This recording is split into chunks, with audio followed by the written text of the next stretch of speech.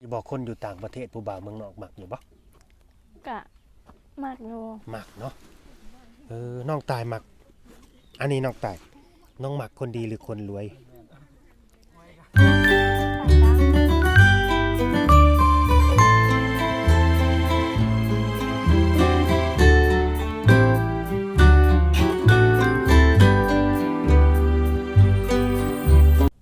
นี่แหละพี่น้องเลยเนาะ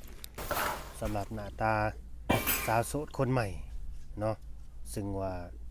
เป็นครั้งแรกนั่นแหละที่ได้เข้ามาสัมภาษณ์เนาะและก็ได้ออกสื่อบ่ฮู้ว่าที่ผ่านมาน้องเคยออกมาแล้วบ่เคยครั้งแรกเนาะโดยโอ้เอาสบายดีเนาะสบายดีเป็นจังไดพี่น้องถึกอกถึกใจอยู่บ่โดนอกโดนใจอยู่บ่สาวโสดคนหลายคู่หลายคนก็อาจจะคิดคือกันเลยว่าแม่นแท้บ่บ่แล้วโสดมีบ่แล้วบ่มีไฟอีหลีบ่แบบนี้บ่มีผู้บ่าวเลยบ่แบบนี้นะก่อนอื่นก็สิถามชื่อน้องชื่อว่าจังไดเนาะชื่อตายน้องตายโดยโอ้สาวตายสาวตายหรือว่าน้องตายชื่อก็เข้ากันครับแบบคนคักนะน้องตายหรือว่าน้องกระต่ายปัจจุบันอายุจักปีเนาะ20ปีโดยอายุ20ปีหรือว่า20ปีพี่น้องเอ้ยขอนั่งก่อนมาไว้แล้ว20ปีเนาะสถานะปัจจุบันนี่โสดบ่เนาะโดยโสดจักเปอร์เซ็นต์100% โสด100%พี่น้องเอ้ยก็แม่นแหละเนาะคันบ่โสดก็บ่สิออกมาเปิดใจอันนี้ก็คือทางนอกเพิ่นเว้าอะไรพี่น้องเอ้ยโสด 100% น้องตายเคยเรียนหนังสืออยู่บ่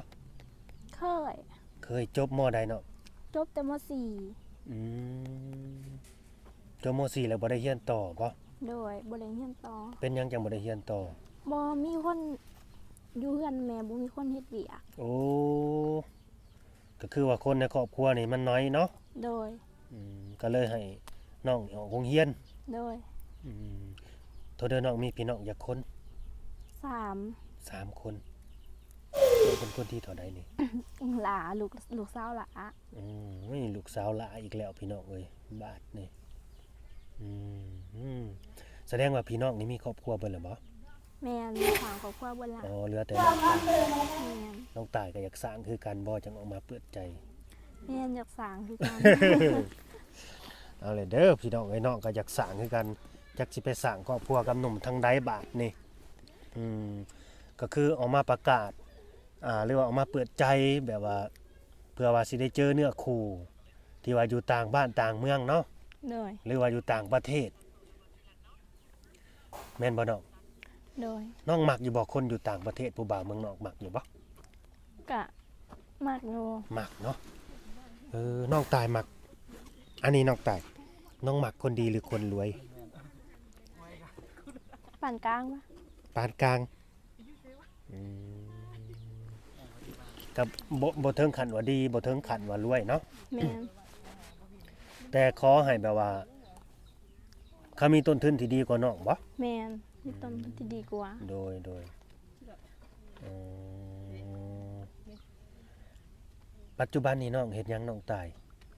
เฮ็ดสวนกาแฟกับสวนฟักเป็นสวนของพ่อแม่น้องเองบ่แม่นเป็นสวนของพ่อแม่มีธุรกิจเป็นของเจ้าของพี่น้องเอ้ยพ่อแม่มีสวนกาแฟหรือว่าภาษาไทยก็เรียกสวนกาแฟเลยพี่น้องเอ้ยเก็บมากแล้วเบิดแล้วบ่เก็บแล้วขายเรียบร้อยขายเก็บเอาเงินมาเรียบร้อยขายเลยเอาเงินเลยโดยเดี๋ยวนี้กาแฟอยู่พุ่นน่ะโลเท่าใดเนาะโลนึง17-18โลละ17-18 พันเนาะแม่นขออนุญาตถามเด้อโดยปีหนึ่งนี่ได้เงินขายกาแฟหลายบ่เนาะฮอดบ่100ล้านฮอดอันนี้คือจ้างคนนำบ่แม่นจ้างคนนำเราต้องได้จ้างเนาะโดยส่วนกาแฟของพ่อแม่น้องนี่มีจักเฮกตาร์น้องตายเป็นเฮกตาร์บ่หรือเป็นไร่ จักสิว่าแหละ เพราะว่าก าบ่ถือบ่ ก็บ่ถือ อ๋อโดยก็แสดงว่าน้องบ่ฮู้รายละเอียดตรงนี้เนาะ แม่น แต่ว่าในช่วงเวลาที่ว่าเก็บหมากหั้นนะน้องใช้เวลาหลายเดือนบ่หรือว่า ประมาณ ทิศสองทิศ เดือนหนึ่ง2หา2เดือน ป๊าดโตแสดงว่าบ่ธรรมดาติซะ การหยอกมันแห่งดื้อมันแห่งว่าหาหยอกมัน น้องอยู่ซื่อๆแล้วบ่ต้องไปหยอกมันมาพี่เล่นๆเนาะ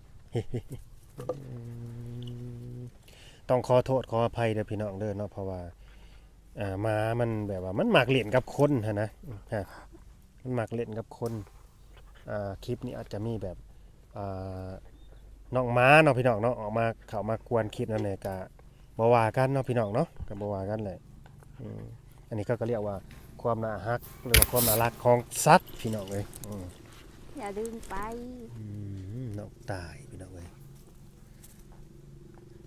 เสื้อขาดเลยเนาะบัดนี้ ออกไปพุ่นหมูแดง หมูเด้งหมูเด้งหมูเด้งมาพี่เร็วเร็วเร็วเร็วเร็ว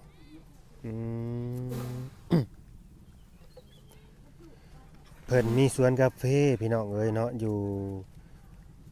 ปากเซจับปะซักพุ่นแหละเมืองปาก2แดนหนาวเพราะว่าอยู่แถวนั้นไผๆก็สิน่าสิฮู้ดีเนาะมันมีสวนกาแฟอยู่แล้วคือเขาเจ้ายึดอาชีพคือว่าปลูกกาแฟแถวนั้นตอนนี้มันเช้าหนาวแล้วบ่น้องอยู่พู่เช้าหนาวแล้วบ่ ยังหนาวอยู่ โอ้หมอกยังลงคือเก่าเนาะ แม่นหมอกยังลงอยู่ ปาดขาดเบิดแหละเสื้อผู้สาวบัดนี้พี่น้องเอ้ย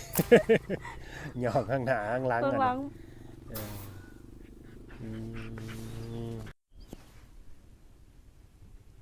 พี่น้องเอ้ยเนาะก็คือให้เจ้าของเพิ่นห้อง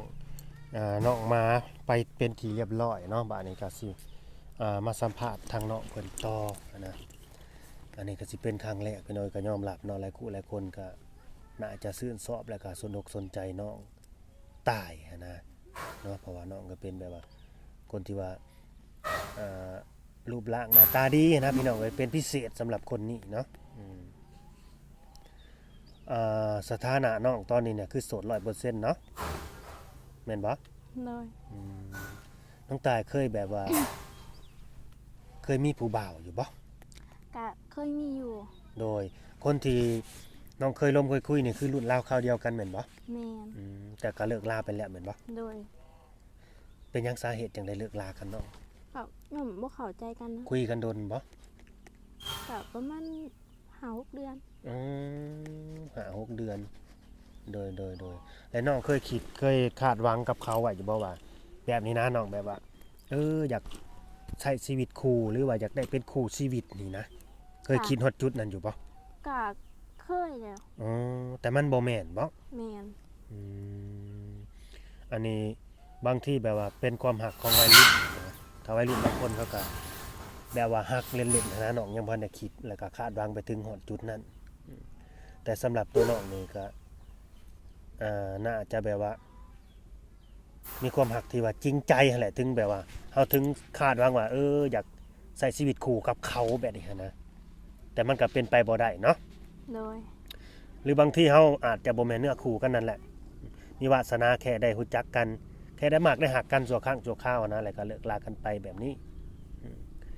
กรณีสิออกมาเปิดใจมื้อนี้เด้ออันนี้ทั้งขอเอิ้นเจ้าของแทนคำว่าอ้ายก็แล้วกันเนาะหรือว่าแอดมินก็ได้อยากถามน้องว่าน้องพร้อมที่จะสละโสดเลยบ่หรือว่าอยากคบหาพูดคุยหรือว่าลมกันไปก่อนเบิ่งกันไปก่อนหั่นนะ อยากโอ้ล้มกันไปก่อน โดย มั่นใจแล้วค่อยคบ มั่นใจก่อนค่อยคบ แม่น โดยจังเปิดโตบ่ แม่น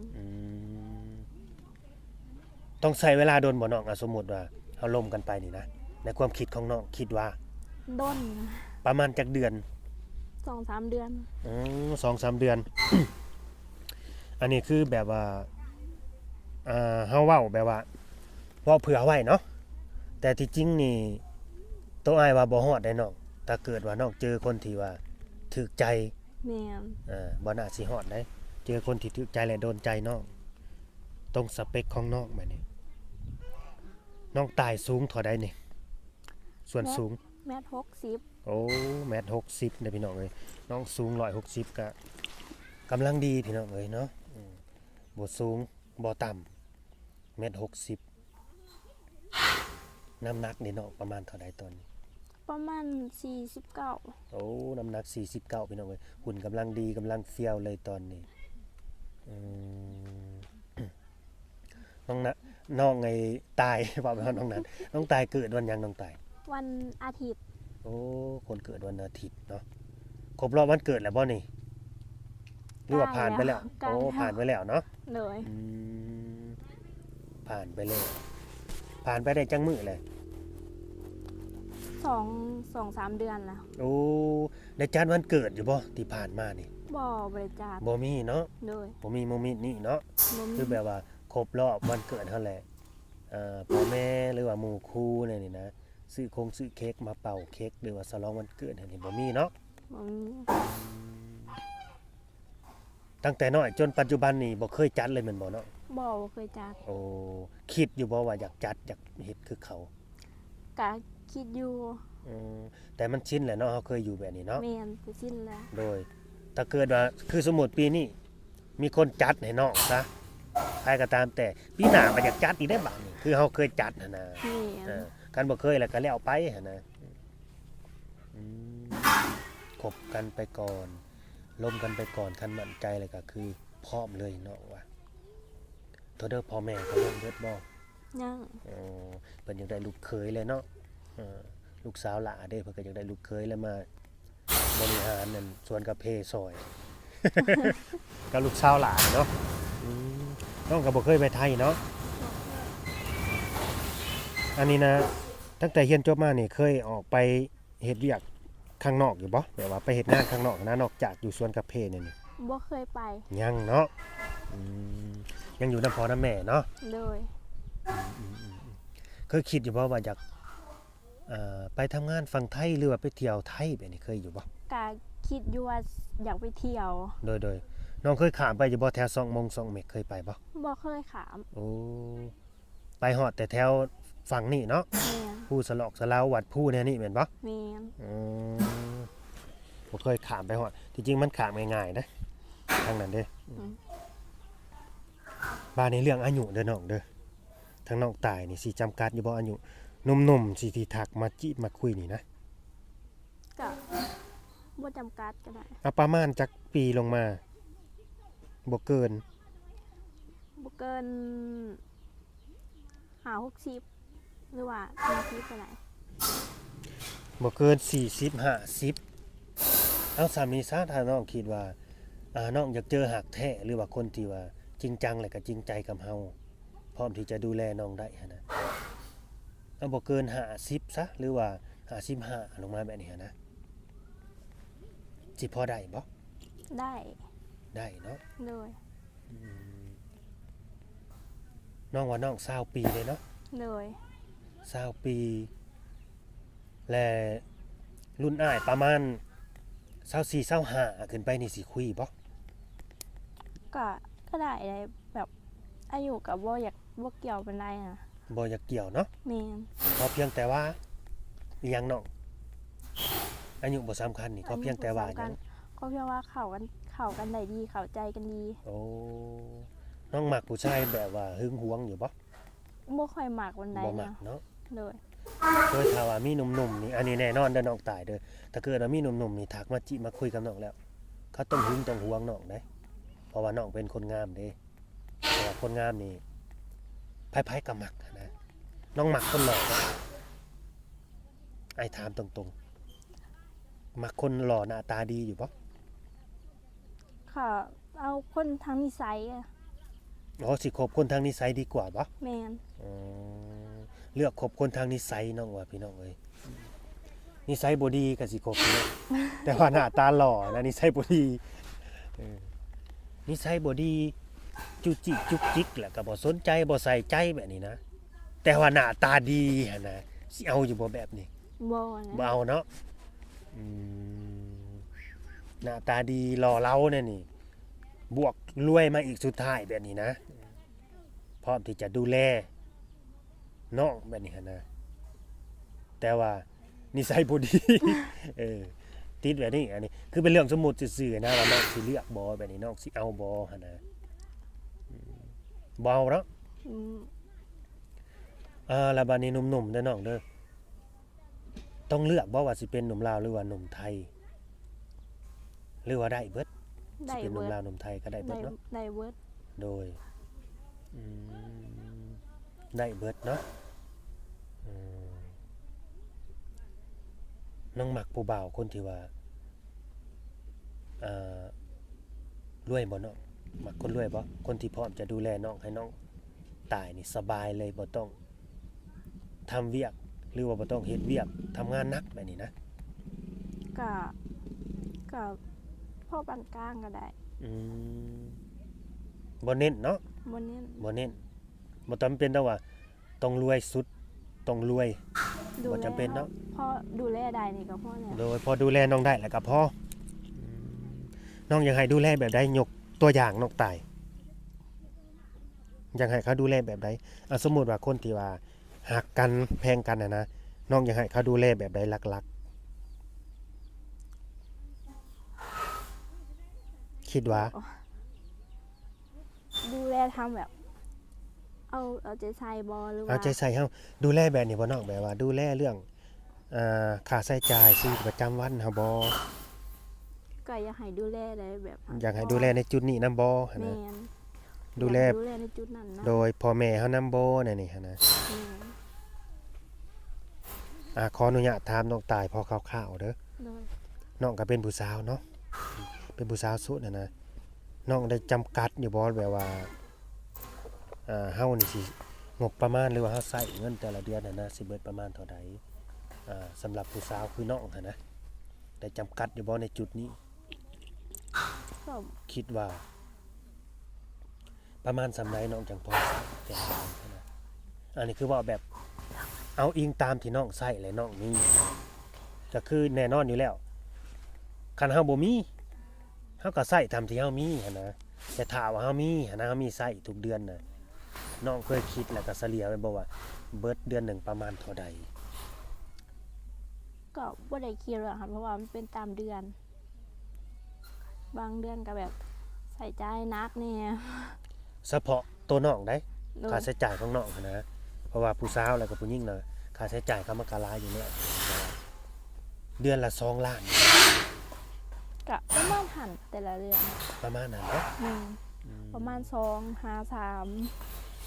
ว่า แต่บ่เกินนี่บ่ แม่นก็บ่